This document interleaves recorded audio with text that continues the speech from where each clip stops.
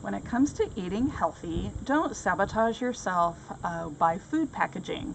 I know that sounds silly, but you do need to think about it. It saddens me that my whole time in college, I brought my homemade lunch to school in a plastic baggie and threw the whole thing in the microwave. I didn't know better that plastic shouldn't go in the microwave, but this was over 30 years ago.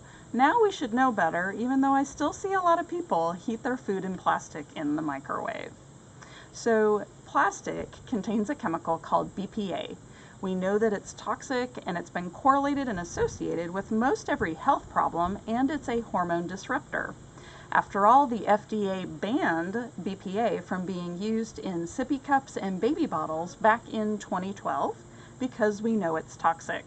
Unfortunately, it was probably substituted with another toxic chemical, and most of our food packaging is still in plastic.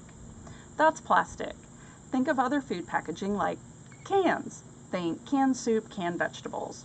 So there was a soup study that was done in 2011 where they took 75 people and they ate canned soup for 5 days, followed by eating fresh soup for 5 days.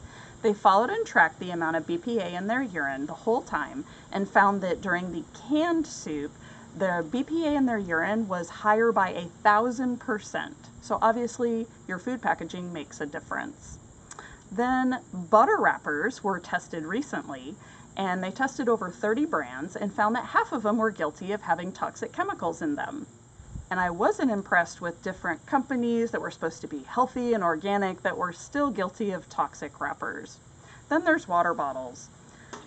Gosh, protect your health and the landfills and just get a stainless steel bottle, because plastic water bottles, again, you don't know how long ago that was bottled, and there can be chemicals that are leaching into your water. You have no idea how long that water has been in a hot warehouse or a hot truck.